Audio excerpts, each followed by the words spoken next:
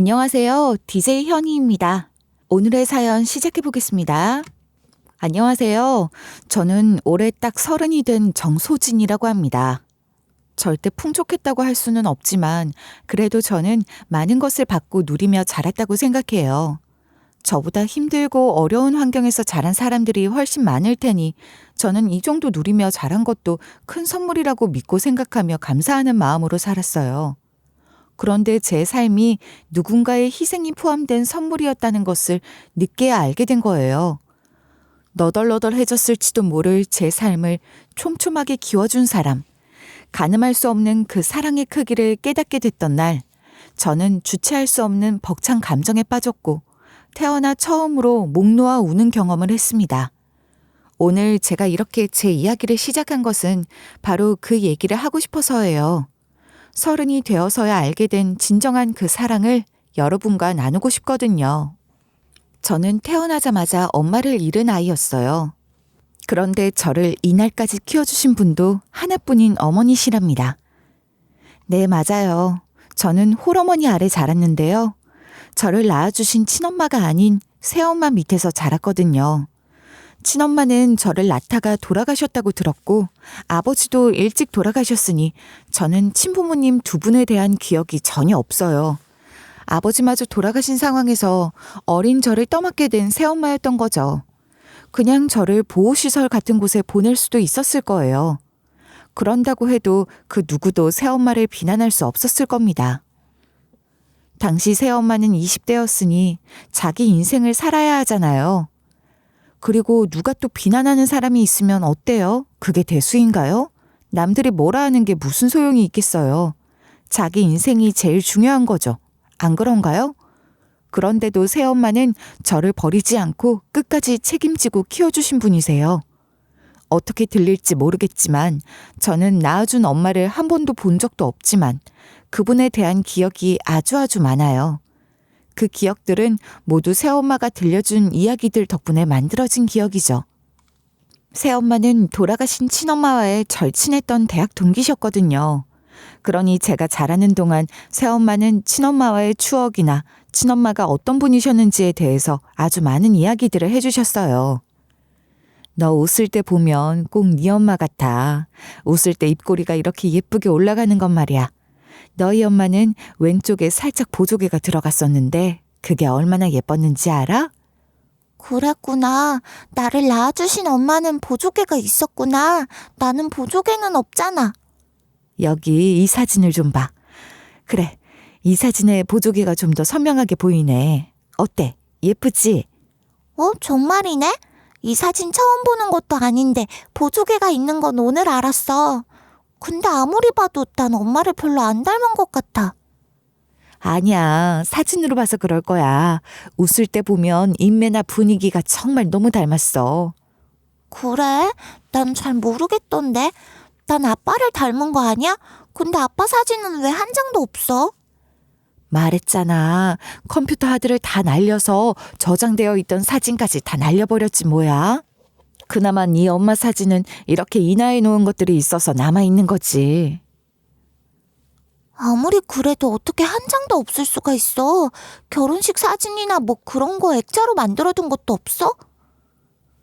결혼식도 제대로 못 올렸으니까 그런 게 있을 리가 없지. 엄마 사진 더 볼래? 이건 우리 대학 때 동아리 MT 갔을 때 사진인데 말이야.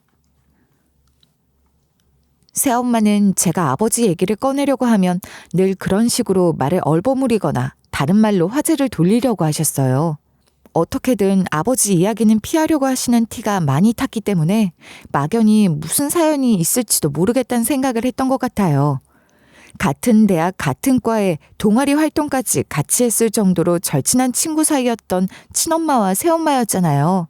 친엄마가 돌아가시고 새엄마가 아버지의 재혼 상대가 됐다는 건데 무슨 사연이 있어도 있을 법한 거죠.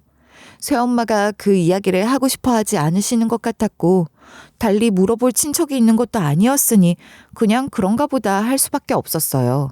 사실 제게도 그게 그렇게 중요한 일이라 여겨졌던 것도 아니었으니 굳이 꼬치꼬치 캐물으려고 하지 않았어요. 한 번은 제가 유치원에서 엄마 얼굴 그리기 같은 걸 해서 새엄마 얼굴을 그려와 그걸 보여드렸더니 새엄마는 무척이나 좋아하시며 그 그림을 냉장고에 붙여두기까지 하셨어요. 세상에, 볼수록 잘 그렸다. 내가 이렇게 예쁘니? 예쁘게 그려줘서 고마워. 여기 붙여두고 계속 봐야겠어. 선생님도 잘 그렸다고 해주셨어. 그래서 자랑하는 거야. 그랬어? 우리 딸 최고네. 소진아, 근데 너 이리 와봐. 새엄마는 제 손을 이끌고 거실 탁자 앞에 앉히시더니 돌아가신 친엄마의 사진 한 장을 갖고 오시더라고요. 그 보조개가 쏙 들어가게 웃고 있는 사진 말이에요. 이건 친엄마 사진이잖아. 엄마 얼굴 그리기라고 했으니까 네 친엄마 얼굴도 그려보면 어때? 그래, 그려볼게.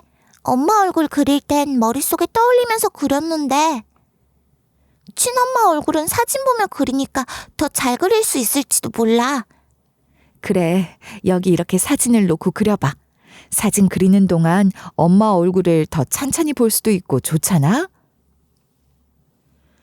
사실 어린 마음에도 유치원에서 엄마 얼굴 그리기를 하라고 했을 때 친엄마 생각이 났던 것 같아요. 이미 돌아가신 지 오래고 저는 한 번도 뵌 적도 없지만, 아니, 저를 품에 한 번 안아보지도 못하고 돌아가신 분이지만 새엄마를 통해 일상으로 친엄마 이야기를 들으며 자랐으니 저는 어머니가 둘이라는 생각을 늘 할 수밖에 없었거든요. 그러니 그때도 친엄마 생각이 자연스레 났던 거죠. 그런 제 마음을 읽으신 건지 아니면 새엄마 혼자 마음에 친엄마에게 미안한 생각이 들어서 그러셨던 건지는 모르겠지만 그렇게 제게 친엄마 얼굴도 그려보라며 사진을 내어주시더라고요. 유치원 다니던 시절이었으니 제가 뭘 알았겠어요. 그렇지만 그 어린 마음에도 새엄마의 그런 모습이 참 따뜻하게 느껴졌던 기억이 있답니다. 공기에서 차가운 기운이 느껴지기 시작하면 저는 지금도 코코아 냄새가 제일 먼저 생각나요. 겨울이면 새엄마가 코코아를 정말 자주 타주셨거든요. 학원 마치고 집에 들어가면 제가 들어오는 시간에 맞춰 코코아를 따뜻하게 만들어서 겉옷도 벗지 않은 제게 내놓아 주시곤 하셨어요. 자, 여기 네가 좋아하는 따뜻한 코코아. 오늘 진짜 춥지? 목도리를 더 꽁꽁 매고 오지 그랬어. 볼 빨개진 거 좀 봐. 학교에서 나올 때 그랬어야 하는데 주머니에서 손 빼기가 싫어서 목도리 다시 묶을 정신이 있어야지 뭐. 아, 코코아 냄새 진짜 좋다. 추울 때 마시면 더 맛있지? 불어서 마셔. 아직 뜨거우니까. 저는 겉옷을 그대로 입은 채 식탁에 앉아 머그컵을 두 손으로 감싸쥐었고 그 안에서 피어오르는 달콤한 냄새부터 한껏 즐겼죠. 새엄마가 타주시는 코코아는 시판 코코아 믹스를 그냥 우유나 물에 탄 게 아니었어요. 확실히 더 진하고 깊은 맛이 났거든요. 근데 이거 파는 거 아니지? 엄마가 직접 만드는 거야? 그걸 이제야 물어보는 거야? 이래봬도 엄청 정성 들어간 거야. 초코 파우더만 넣은 게 아니라 다크 초콜릿 다진 것도 넣고 오렌지 껍질도 넣고. 우와, 엄청 고급 코코아였네? 모르고 마셔서 미안.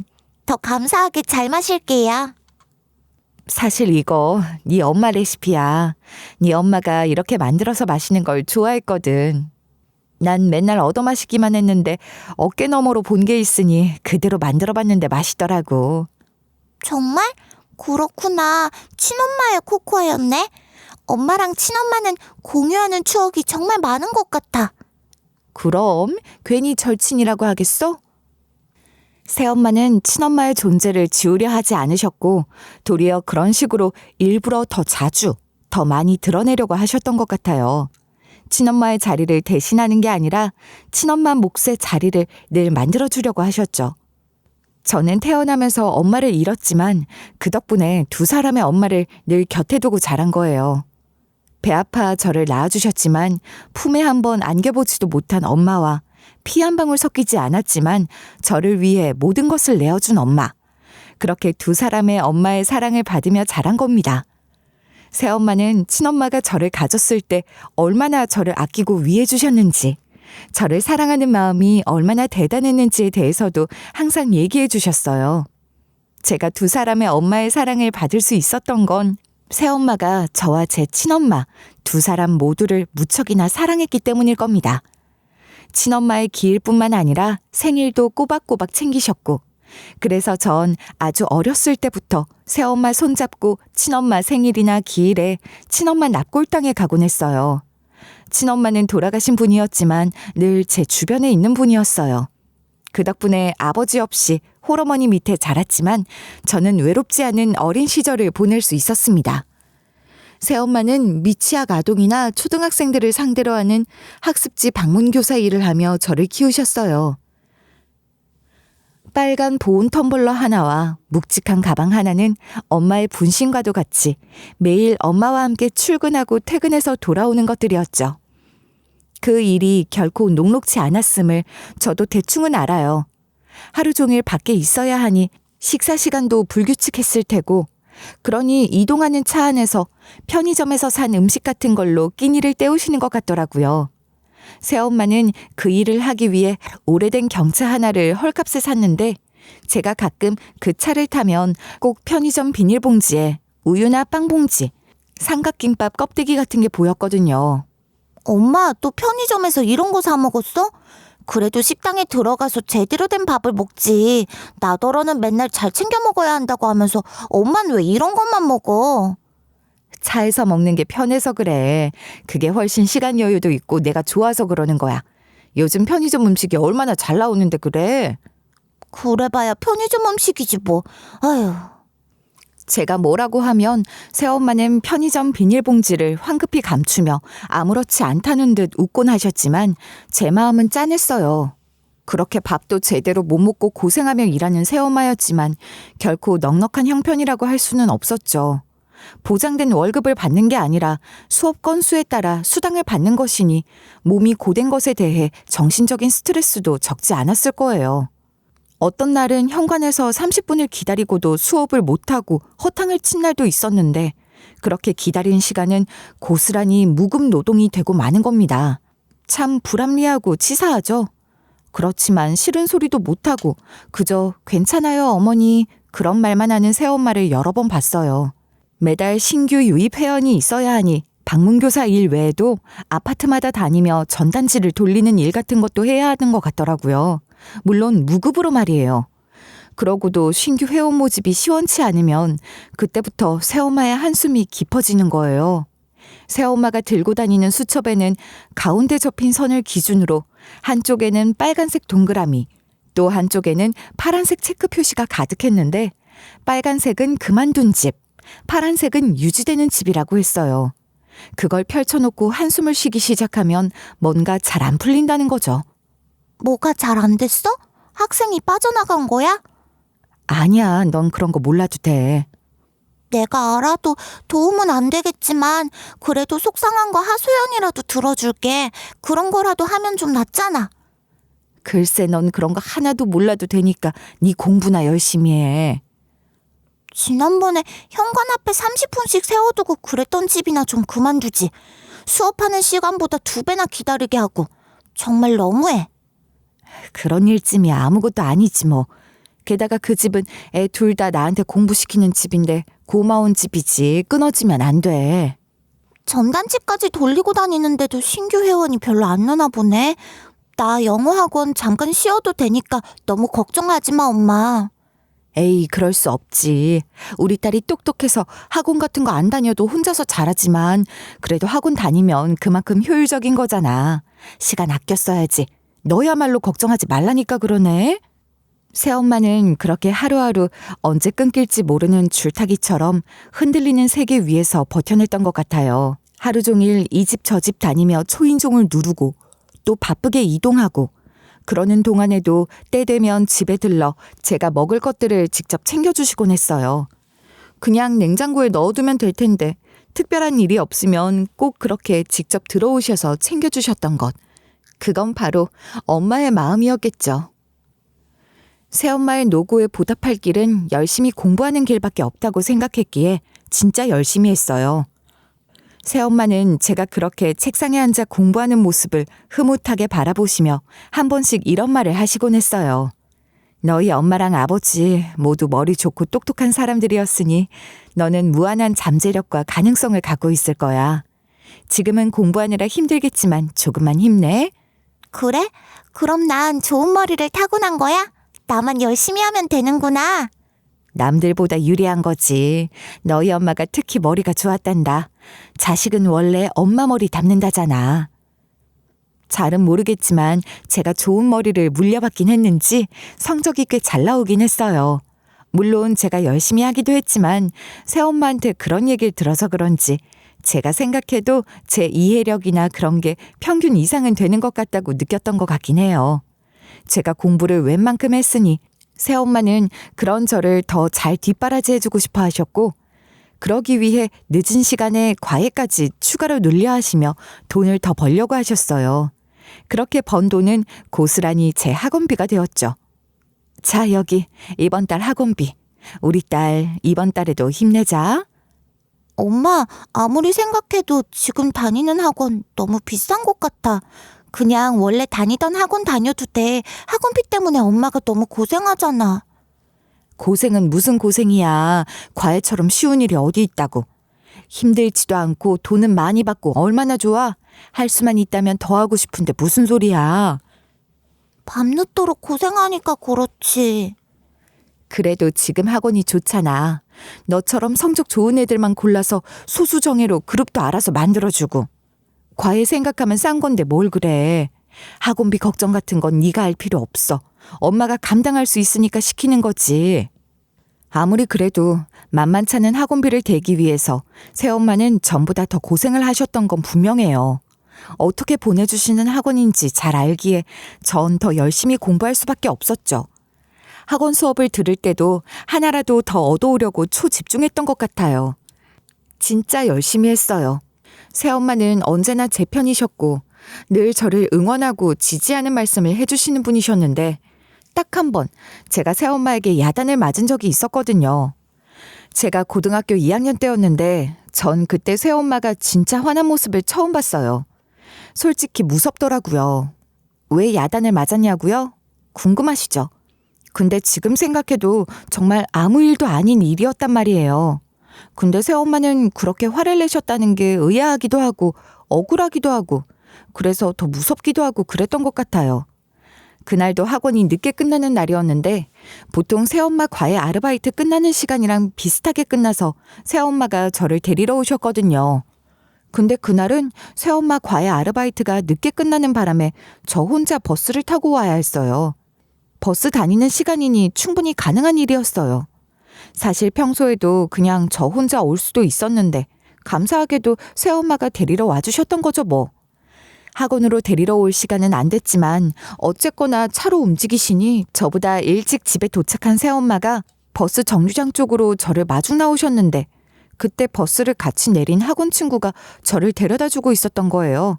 그 친구는 남학생이었고 말이에요. 소진아, 너 지금 이런 시간에 어디 남자애랑 단둘이 돌아다녀? 어?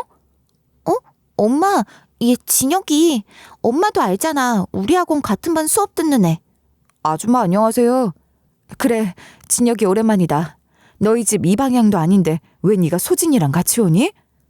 엄마도 참 버스를 같이 내렸으니까 얘가 나 데려다 준다고 그런 거지. 엄마 왜 그래요? 진혁이 무안하잖아. 나 생각해서 그런 건데. 그 마음은 고맙다만 앞으로는 이럴 필요 없어.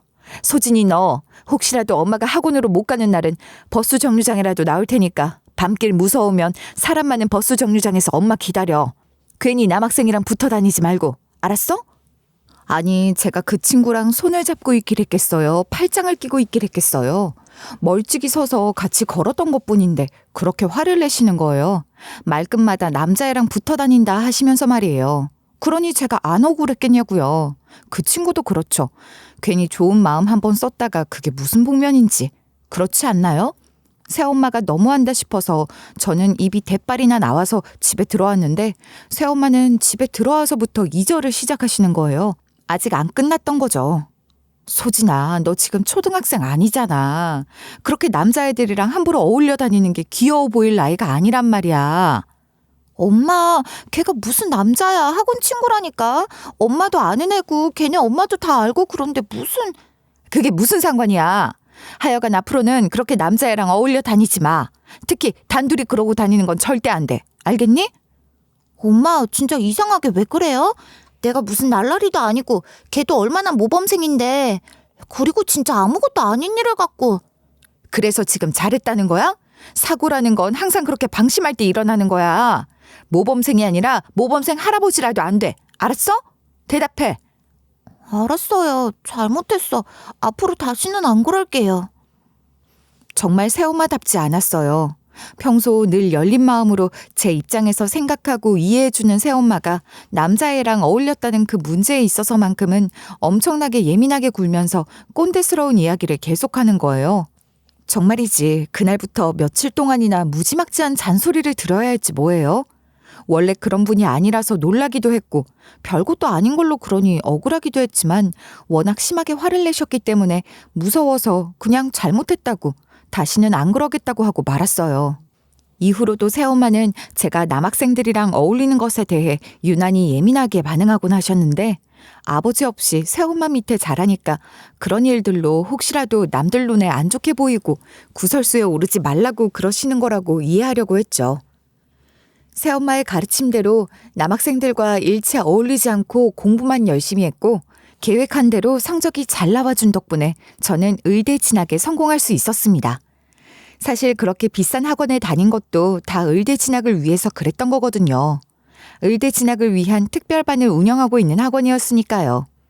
새엄마의 노고와 비싼 학원, 그리고 저의 수면 시간을 포기한 집념이 어우러진 성과였습니다. 의대 진학, 새엄마도 무척이나 기뻐하셨고 저 스스로도 감격스러웠어요. 제 인생의 새로운 장을 연다는 생각으로 대학 생활을 시작했던 것 같아요. 그런데 그 감격스러운 영광의 순간이 1년도 채 되지 않아 위기를 맞고 말았어요. 의대에 진학하던 그 해, 그러니까 제가 겨우 예과 1학년일 때 새엄마가 학습지 교사 일을 그만두게 된 거예요. 말하자면 경쟁에서 밀린 거죠. 새엄마도 이제 나이가 있으시니까 젊은 사람들이 치고 올라오니 밀려나게 된 것 같았어요. 그 일이 수업을 듣는 아이들도 들락날락하지만 방문교사 일을 지원하는 사람들도 들락날락하는 일이거든요. 매달 수입이 들쑥날쑥하긴 했지만 그래도 어느 정도는 고정적인 수입원이 되어줬던 일인데 그 일이 사라지니 당장 큰 구멍이 생기게 된 거예요. 새엄마가 백방으로 뛰어다니며 과외 자리를 구하려고 해도 일자리가 어디 그렇게 기다려주고 있는 것도 아니잖아요. 당장 다음 학기 등록금을 걱정해야 하는 상황이 된 거예요. 엄마 너무 걱정하지 마. 사실 나 성적 우수 장학금으로 전액 장학금 받을 자신은 없어. 아니 그건 안 될 거야. 그렇지만 다른 장학금들이 많이 있으니까 한번 알아볼게. 내일 학과 사무실 가서 좀 여쭤보려고. 미안해. 이렇게 갑자기 잘릴 줄은 몰랐지. 엄마가 이렇게 변변치가 못하네. 우리 딸이 그렇게 고생해서 들어간 의대 공부 이제 시작인데 말이야. 엄마도 참 그게 무슨 소리예요. 지금까지 엄마가 나 뒷바라지 해준 게 얼만데 엄마 아니었으면 난 의대 들어오지도 못했어. 엄마가 여기저기 말을 많이 넣어놨으니까 어디서라도 연락이 올 거야. 그러니까 걱정 말고 넌 공부 열심히 해. 어떻게든 네 등록금은 만들어줄 수 있도록 할 거야. 나도 장학금 알아볼 거니까 엄마야말로 너무 걱정 마. 저녁도 반도 안 먹던데 걱정돼서 그런 거잖아. 정 안 되면 휴학하면 되지 뭐. 그나마 예과 때 휴학하는 건 괜찮대. 새엄마 앞에선 씩씩한 척 큰소리 탕탕 쳤지만 솔직히 저도 걱정이 됐던 게 사실이에요. 아무리 예과 때라고 해도 의대 휴학은 좀 그렇잖아요. 그러니 조교 선생님이나 선배님들 붙들고 외부 장학재단 장학금 제도에 대해서 꼼꼼히 알아보고 그랬죠. 그런데 다행히 새엄마가 새 일자리를 금방 얻게 되신 거예요. 고정적으로 출근하는 일자리를 갖게 됐다고는 하나 여전히 새엄마가 과외 아르바이트를 계속하면서 허리띠를 졸라매야 겨우 제 등록금이 만들어진다는 걸 알기에 저는 고등학교 때보다 더 열심히 공부했어요. 최악의 경우 휴학까지 생각했으니 학교를 다닐 수 있는 것만으로도 감사했고 그 마음으로 더 열심히 공부할 수 있었던 것 같아요. 그렇게 공부했어도 장학금을 받기란 쉽지 않더라고요. 워낙 난다 긴다 하는 애들이 모여 있으니까 그저 열심히 한다고 해서 되는 게 아닌 거죠. 전액 장학금은 꿈도 못 꾸고 일부라도 받으면 다행이다 하면서 그렇게 학부 시절을 보냈습니다. 힘들었죠. 그래도 감사함과 절박함으로 힘든 시간들을 이겨낼 수 있었던 것 같아요. 드디어 6년의 의과대학 과정을 모두 마치고 국시를 치르고 졸업 수련의 과정에 들어가게 됐습니다. 등록금 들어가는 학생 신분이 아니라 드디어 월급 받는 직장인 신분이 된 거죠. 그러나 실상은 월급보다 더 많은 것을 잃는다는 수련의 시절. 몸과 마음이 다 갈려나간다는 그 전쟁터에 입성하게 된 겁니다. 말이 월급 받는 직장인이지 주당 80시간에서 100시간 넘게 일하기도 하는 강도 높은 노동 환경이었으니 시급으로 환산하면 최저임금에도 못 미치는 수준일 때가 많았어요. 인턴 시절 하루 일과는 새벽 5시 반에 시작됐어요. 병동 환자들의 상태를 체크하고 주치의보다 먼저 병상을 돌며 밤새 특별한 일은 없었는지 체크하는 프리라운드를 돌고 나서 교수님들 회진에 동행하게 돼요. 그때 교수님들의 폭풍 질문이 이어지고 치열한 눈치 싸움 등 정신적 스트레스도 만만찮더라고요. 거기까지 마치고 나면 아침 9시. 그때부터 병원 진료 시간 동안은 병동 콜에 응답하고 온갖 검사를 하러 다니고 수술방 헬퍼도 뛰고 그렇게 하루 일과가 끝나면 새로운 일과가 시작되는 거예요. 그놈의 온콜 인계, 밤근무를 준비하는 거죠. 병동에서 자다 깨다를 반복하며 호출, 응급실 환자 트랜스퍼 등을 담당해야 했어요. 이런 생활이 쉬는 날 없이 계속 이어진다고 생각해 보세요. 정말 사람 죽어나가는 게 이상하지 않은 환경입니다. 많이 좋아졌다고는 하는데 옛날에 어땠는지 모르겠지만 저도 정말 힘들었어요. 내가 안 죽고 버티는 게 신기할 따름이다. 아, 지긋지긋한 인턴 언제 끝나나. 1년이 이렇게 긴 세월이었냐? 야, 인턴 끝난다고 그게 끝이라면 이 약 물고 어떻게든 참겠다. 너도 전공의 과정 할 거지? 레지던트 1년차도 병동의 노예야. 2년차부터는 학회, 논문 악박까지 시작되니까 원형 탈모 왔다는 선배들 한둘이 아니더라. 전공의 과정. 해야지. 다 모르겠고 딱 하루만이라도 교수님들 욕 좀 안 들었으면 좋겠어. 야, 그게 뭐 어때서. 난 이제 그딴 건 아무렇지도 않아. 난 딱 3시간만이라도 마음 편히 잡았으면 좋겠다. 누군가의 생명을 살리는 일을 하고 싶어서 공부를 하고 배우고 있는 과정에 있었지만 그러는 동안 제 생명이 하루하루 소진되어 간다는 기분이었어요. 레지던트 3, 4년 차쯤 되어서야 겨우 숨통이 좀 트이기 시작했던 것 같네요. 수련이 과정하면서 월급 받는 걸로 생활비 쓰시라고 새엄마께 보내드렸었는데 새엄마는 그걸 또 고스란히 저한테 쓰시더라고요. 집에 잘 가지도 못하는데 이것저것 몸에 좋다는 것들을 참 많이도 챙겨주셨어요. 엄마, 이게 다 뭐예요? 세상에 무슨 보약까지. 이거 병원에 가져가서 꼬박꼬박 챙겨 먹어. 잘 먹어야 버티지. 그렇게 힘들어서 어떡하니? 엄마, 나 이거 못 가져가요. 선배 하나가 어찌나 깐깐하게 구는지. 아휴, 이거 보면 난리 날걸. 양이가 한약 먹냐 어쩌냐 하면서 물고 늘어질 게 뻔해. 그런 거야? 그럼 이거 장어즙은 괜찮지 않아? 이거라도 가져가. 이것도 똑같아요. 괜히 책 잡히면 나만 더 고달파지지 뭐. 두고 엄마 드세요. 내가 뭐 하는 게 있다고 이런 걸 먹어. 엄마가 왜 하는 게 없어요. 엄마도 이제 건강도 좀 챙기고 그래도 돼. 나 이제 돈 벌잖아. 엄마 아직 젊고 건강하거든. 아직 짱짱해. 아무 문제 없다고. 건강은 건강할 때 지켜야 하는 거라고요. 무슨 걱정이야. 내 딸이 의사인데. 그럼 의사 딸 말 좀 듣지? 제가 생활비 하시라고 드리는 돈은 물론이고 엄마가 버는 돈까지 돈이란 돈은 생기는 족족 저한테 쓰시는 것 같아서 그게 너무 감사하면서도 죄송하고 그랬어요. 그렇게 수련이 과정을 모두 마치고 드디어 전문의라는 이름을 얻게 됐습니다. 물론 전문의가 됐다고 해서 그것이 바로 안정과 여유로운 삶으로 이어지는 건 절대 아니죠. 수련이 끝나도 끝이 아니었고 특히 저는 대학병원에 그대로 남았기 때문에 가르치고 책임지는 사람으로서 다시 시작하는 기분이었어요. 흔히 펠로우라 불리는 전임의는 수술과 외래, 응급콜을 다 받으며 그 와중에 후배 레지던트들을 지도까지 해야 했으니 결코 쉬운 과정이 아니었습니다. 책임은 교수급이고 권한은 레지던트급이라고 할까요? 주 6일 근무는 기본이고 응급분만이나 출혈 환자 대응은 근무 시간 위에도 상시로 발생할 수 있는 상황인 거죠. 전공의법으로 당직 제한이 생긴 이후로는 전임의가 그 공백을 채워야 하는 실상이었으니 힘들긴 마찬가지였어요. 게다가 그 책임의 무게란 레지던트 시절이 몸은 더 고됐어도 마음은 더 편했던 것 같다는 생각이 절로 들더군요. 욕 좀 먹는 게 낫지 책임을 지는 사람이라는 압박은 정말 무거운 거였어요. 그래도 후배들 이끄는 어엿한 전임의가 됐다는 생각, 굳이 대학병원에 남아 고위험 케이스 등 경험을 쌓기로 한 결심 등을 되새기며 자부심을 가지려고 했죠. 그리고 제가 의대에 진학할 때부터 생각하고 계획했던 일을 실행에 옮겼어요. 의대 합격을 확정짓던 날 밤에 결심했었거든요.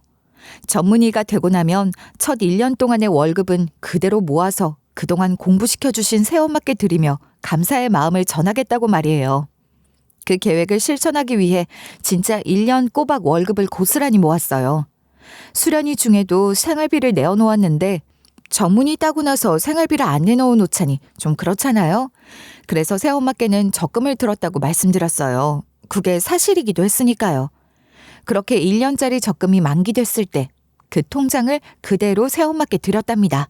세상에 이게 뭐야? 너 적금 들었다던 거구나. 근데 이걸 왜 날 줘? 엄마 드리려고 생활비도 안 빼놓고 월급 몽땅 다 적금 들었던 거예요. 뭐? 이걸 나한테 준단 거야? 이걸 다?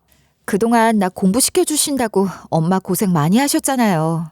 이걸로도 아직 턱없이 부족한 거 알지만 첫 해 월급은 꼭 이렇게 다 모아서 드리고 싶었어요. 어떻게 이런 생각을 다 한 거야? 엄마는 생각도 못했어. 뭐라고 해야 할지 정말. 새엄마는 금세 눈물이 그렁그렁해지시더니 손등으로 눈물을 훔치며 말을 잇지 못하셨어요. 진심으로 좋아하시는 것 같아서 내심 뿌듯했죠.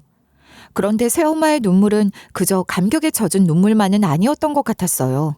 뭔가 하실 말씀이 있으신 듯 보이기도 했고 어딘지 모르게 불편한 기색이 보이기도 했었거든요. 엄마 왜 그래요? 무슨 일 있어요? 뭐 하실 말씀이라도 있는 거예요? 그게 말이다. 그게 엄마가 이 돈을 받을 자격이 없어. 엄마는 또 그러신다. 왜 자격이 없어요? 엄마가 아니었으면 난 의대 들어오지도 못했고 공부도 다 마치지도 못했을 거야. 네 대학 등록금 말이야. 소진아, 그거 엄마가 해준 거 아니야. 그 돈 해준 사람은 따로 있어. 그게 무슨 말이야? 누가 내 등록금을 내줬다는 거예요? 우리한테 그럴 사람이 누가 있어서. 상상도 못한 처음 듣는 이야기였기에 저는 그저 어리둥절 당황했어요. 친척이고 뭐고 누구 하나 도움받을 사람이라고는 전혀 없었는데 대체 누가 제 등록금을 내줬다는 건지 말이에요. 익명의 후견인이라도 있었다는 걸까요? 그랬던 거라면 왜 제게 지금까지 비밀로 한 걸까요? 대체 무슨 사연이 있는 것인지 저는 조바심 나는 마음으로 새엄마가 모든 사실을 설명해 주기만을 기다렸습니다. 새엄마를 통해 들은 진실은 그야말로 충격적이었어요. 새엄마와 친엄마가 대학 시절 같은 과 동기로 만난 절친이라는 건 저뿐만 아니라 듣고 계시는 여러분들도 너무 잘 아실 거예요. 신입생 때부터 마음이 잘 맞는 단짝이었다는 건 제가 자라는 동안 내내 들어온 이야기였으니까요. 두 분은 쌍둥이 소리를 들을 정도로 통하는 게 많았고 취향도 닮아 있었다고 하셨는데 남자 취향까지 비슷했던 모양이더라고요. 두 엄마가 동시에 사랑했던 사람이 있었던 거예요. 그 사람은 같은 과 졸업생으로 새엄마와 친엄마가 학부생일 당시 시간 강사를 하고 있던 선배였대요. 같은 수업을 들으면서 새엄마와 친엄마 모두 그 선배를 좋아하게 됐는데 그런 일이야 친구들 사이에 얼마든지 있을 수 있는 일이기도 하잖아요. 문제는 둘 다 그 선배를 사귀고 있었다는 거였습니다. 둘 다 동시에 같은 남자를 사귀고 있었단 거예요? 어떻게 그럴 수가 있어요? 그게 그럴 수가 있는 거예요? 물론 네 엄마랑 나, 우리 둘은 그 사람이 우리 둘을 동시에 만나고 있다는 걸 전혀 몰랐어. 뭐라고요? 그럼 그 선배라는 사람이 두 사람 모르게 양다리를 걸쳤다는 거예요? 그 선배가 사귀자고 했을 때 난 네 엄마 생각이 먼저 났어. 그 사실을 도저히 네 엄마한테 말할 용기가 안 나더라. 네 엄마가 그 선배를 무척이나 좋아하고 있다는 걸 너무 잘 알고 있었으니까 말이야. 그래서 네 엄마를 비롯한 그 누구에게도 말하지 않고 비밀 연애를 했었어. 그러니까 친엄마도 똑같은 생각으로 비밀 연애를 했다는 거네요? 그 선배란 사람이 그걸 이용해서 교묘하게 양다리를 걸치고 있었던 거고 말이에요. 정말 나쁜 인간이네. 엄마는 어떻게 그런 사람을 좋아한 거예요? 그러게나 말이야. 그땐 어렸고 그게 나쁜 거라는 것도 잘 몰랐던 것 같아. 어렸고 미숙했고 또 어리석었던 거지. 기가 막혔어요. 진짜 나쁜 놈 아닌가요? 그런데 욕하기엔 아직 일러요. 더 큰 문제가 있었거든요. 그렇게 비밀 연애를 하다가 비슷한 시기에 새엄마와 친엄마 둘 다 임신까지 하게 된 거죠. 그리고 그 선배란 인간은 유학을 간답시고 무책임하게 떠나버렸대요. 임신 사실을 밝혔다가 졸지에 버림받은 새엄마와 친엄마. 두 사람은 그렇게 버림받고 난 후에야 모든 사실을 알게 된 거예요. 같은 남자를 사랑했고 만나오고 있었고 둘 다 그 사람의 아이를 가진 상태로 버림받았다는 그 사실을 말입니다. 새엄마는 당시 극심한 스트레스로 유산을 하고 말았고 친엄마 역시 고비를 겪었으나 그래도 뱃속의 아이를 지켜냈대요. 그리고 그런 친엄마를 옆에서 돌봐준 사람이 바로 새엄마였던 거죠. 친엄마는 대학 다니던 중에 결혼도 안 하고 아이를 가진 몸으로 버림받았다는 이유로 집에서 쫓겨났기 때문에 새엄마의 자취방에서 두 사람이 함께 살게 됐고 그러면서 임신의 모든 과정을 함께하게 된 거예요. 새엄마는 자신이 잃어버린 아이를 생각하며 친엄마와 친엄마 뱃속의 아이를 돌보셨던 겁니다. 그리고 그렇게 태어난 아이가 바로 저인 거죠. 친엄마는 원래도 몸이 약했던 데다 유산 위험도 겪는 등 힘든 상황 속에서 임신 중독을 심하게 앓았다고 해요. 병원에서 아이를 포기하는 게 어떻겠냐는 권유까지 받았을 정도로 상태가 심각했어. 그래도 네 엄마는 절대 너를 포기할 수 없다고 했다. 나를 갖고 있었을 때부터 그렇게 힘드셨던 거군요. 난 그냥 나를 낳던 중에 뭔가 상황이 안 좋아진 건 줄 알았어요. 너를 뱃속에서 키우는 동안 정말 힘들었지만 그랬기 때문에 더욱 필사적으로 너한테 사랑을 주는 것에 집중했어. 온전히 너만을 위해 살았던 거야. 내가 말했지? 네 엄마는 너를 정말 사랑했다고 말이야. 결국 나를 포기하지 않고 낳으려다가 본인 몸을 망가뜨린 거잖아요. 결국 나 때문에 돌아가신 거예요. 너를 건강하게 낳아서 잘 기르겠다는 의지로 버텼는데 의지만으로는 안 되는 상황이 생긴 거야. 결국 너를 한번 안아보지도 못하고 떠났지만 너는 그렇게 큰 사랑 속에서 태어난 거다. 그걸 생각해. 결국 저를 낳다가 돌아가신 친엄마를 대신해 새엄마가 저를 떠맡게 된 거예요. 당시 새엄마는 만 25세도 되기 전인데다 미혼이었으니 저를 합법적으로 입양하기는 어려운 조건이었죠. 그렇다고 저를 다른 곳으로 보낼 수는 없었기에 우선 법적 후견인 자격으로 저를 양육하기 시작하셨대요. 이후 나이와 경제력 등 필요한 조건을 충족한 후 저를 정식으로 입양하신 거고 말이에요. 입양 절차를 진행할 당시에도 새엄마는 미혼인 상태였지만 저를 계속 양육하며 안정적으로 생활하고 있다는 점이 참작되어 입양이 허가됐던 것 같아요. 친부는 연락이 되지 않는 상황으로 친부 동의 없이 입양이 진행될 수 있었던 거고요. 그런데 제가 의대생이 됐을 때 친부의 아버지, 그러니까 제게는 할아버지가 되시는 분이 수소문 끝에 새엄마를 찾아오셨다는 겁니다. 저희 생부라는 사람이 얼마나 파렴치하고 뻔뻔한 나쁜 놈인지는 여러분도 짐작을 하시죠? 그런 짓을 저질러 놓고 아무런 책임도 지지 않고 도망치듯 유학을 가서 그곳에서 결혼까지 하고 정착해서 잘 먹고 잘 살았던 모양이더라고요. 그러나 무책임하고 방탕하게 놀았던 시절의 대가를 치르게 됐단 겁니다. 한국에서 워낙 바람둥이로 살았으니 만났던 여자가 새엄마와 친엄마 외에도 한둘이 아니었던 거예요. 그랬겠죠. 친자 소송을 3건이나 당하고 그거 수습하느라 경제적으로도 타격이 컸다는데 그 와중에 이혼까지 당해 위자료며 뭐며 다 물어주느라 알거지가 되다시피 해서 폐인처럼 살다가 쓸쓸하고 초라하게 사망했다고 해요. 이후 그 부친, 그러니까 제 할아버지 되시는 분이 아들, 그러니까 제 생부의 사망을 처리하는 과정에서 아들이 저지른 죗값을 제대로 치러야 아들이 하늘에서라도 편하게 지내지 않을까라는 생각을 하게 됐고 그때부터 아들이 잘못을 저질렀을지도 모를 사람들을 수소문해서 찾아다니기 시작한 거죠. 아무리 비밀 연애를 했다고 하더라도 보는 눈들은 어디에나 있는 법 아니겠어요? 그러니 아름아름으로 소문이 어느 정도는 났을 거예요. 그때 네 엄마는 너를 갖고 있었기 때문에 바로 휴학을 했지만 나는 그러고도 학교를 좀 더 다녔었어. 그러다 네 엄마가 그렇게 되고 너를 내가 키우게 되면서 자퇴를 했었지. 그러니 그것을 두고도 어느 정도 소문이 돌았던 것 같아. 아무리 비밀 연애라고 해도 소문이 전혀 안 날 수는 없는 거죠. 다들 쉬쉬하면서 모르는 척 해주는 게 비밀 연애라는 건데. 그러니 그 선배 부친이 학교 사람들을 통해 나와 네 엄마 얘기를 듣고 물어물어 나를 찾아오셨더라. 아들 잘못을 속죄하는 심정으로 아들의 지난 행적을 추적해 아들이 더 저지른 죄가 있다면 수습하려고 하셨던 것 같아요. 그렇게라도 아들 죄를 덜어줘야 아들이 저 세상에서도 벌을 덜 받을 것 같았다는 거죠. 뒤늦게 아들이 저지른 죄를 수습할 수 있는 방법이 뭐가 있겠어요. 결국은 경제적인 보상이잖아요. 그렇게 해서 제 존재를 알게 된 그분, 제 할아버지 되시는 그분께서 저를 후원하겠다고 나서신 겁니다. 그분, 내 할아버지가 되시는 그분 말이에요. 나를 보고 싶다고 하시진 않으셨어요? 그분은 은퇴한 교수셔. 명예가 생명인 분이시지. 그러니 네 앞에 직접 나서시는 건 아무래도 부담이 되셨을 거야. 생부는 비겁한 겁쟁이였는데 할아버지는 명망 높은 겁쟁이인 건가? 소진아, 너무 그렇게 생각하지 마. 그분도 얼마나 네 앞에 나서고 싶으셨겠니? 네가 의대생이라는 걸 알고 무척이나 뿌듯해하셨고 네 사진도 몇 장이나 가져가셨어. 이제 와서 새삼 알지도 못하는 생분이 할아버지니 그런 관계에 마음이 동요하진 않아요. 그게 나랑 무슨 상관이라고. 아무렇지 않다는 듯이 새엄마에게 그렇게 말을 하고 났는데 갑자기 울음이 터져버린 거예요. 결단코 생부나 할아버지를 떠올리며 흘리는 눈물이 아니었어요.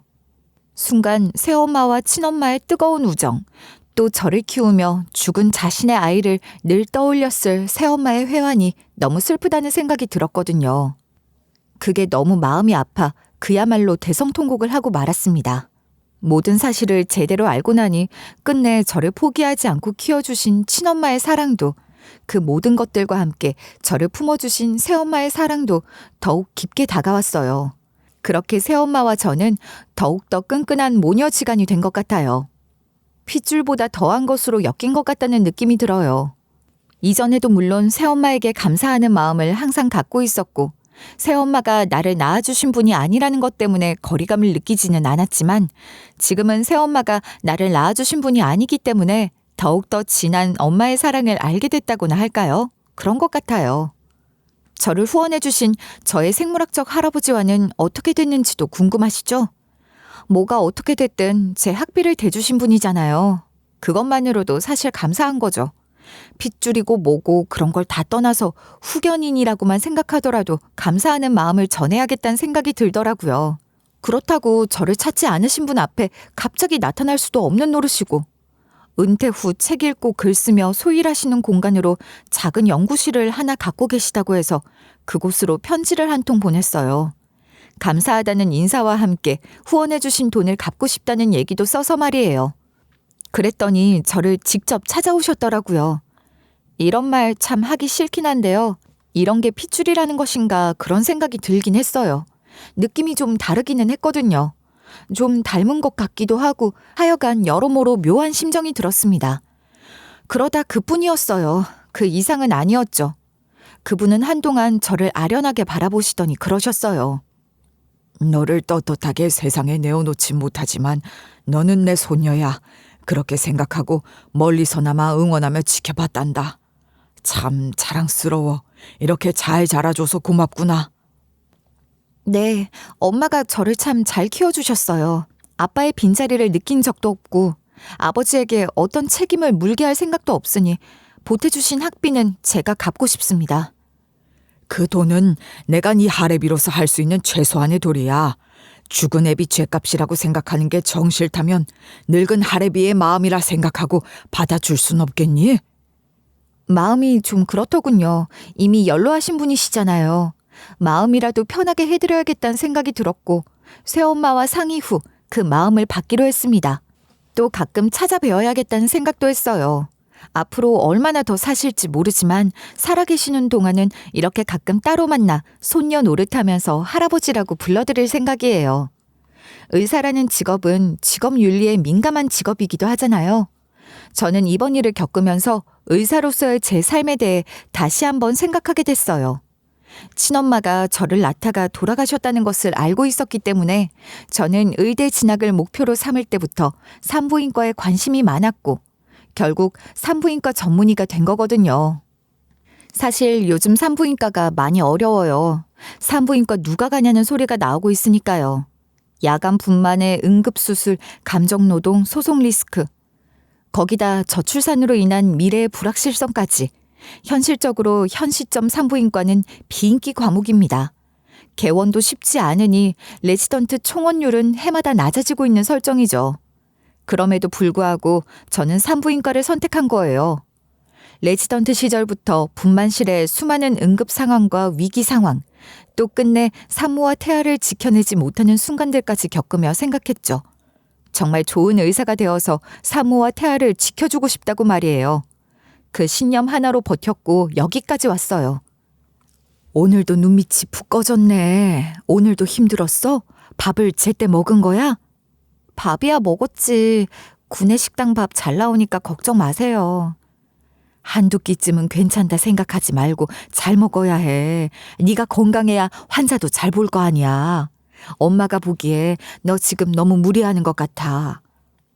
알아. 내 몸 잘 챙겨야지.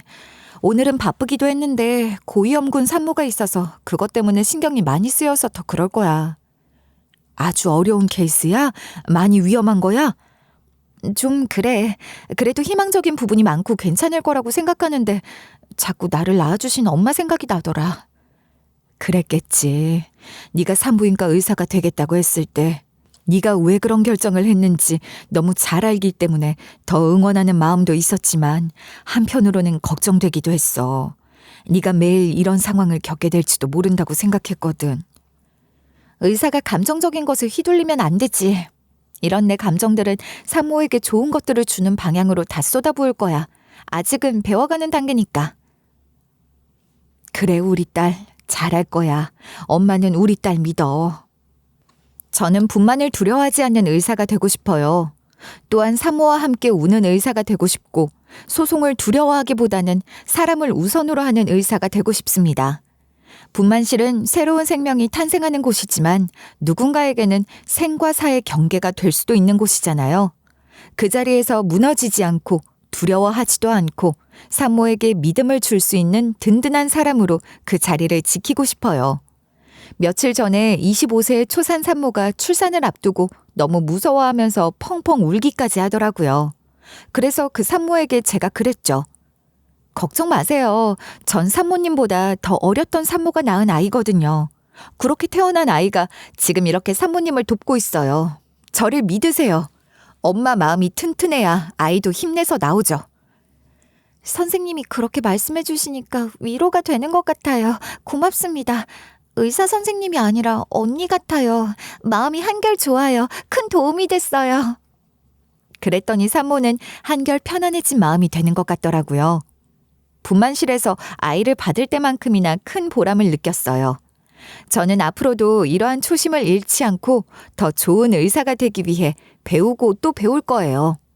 여러분, 저 정말 좋은 의사가 될 수 있겠죠? 요즘도 여전히 바쁜 가운데 잠자는 시간을 조금씩 할애해서 몇 날 며칠에 걸쳐 이 글을 썼어요. 이제 이 긴 이야기를 마무리하려는 시점이 되니 제 마음이 뜨거워지는 게 느껴집니다.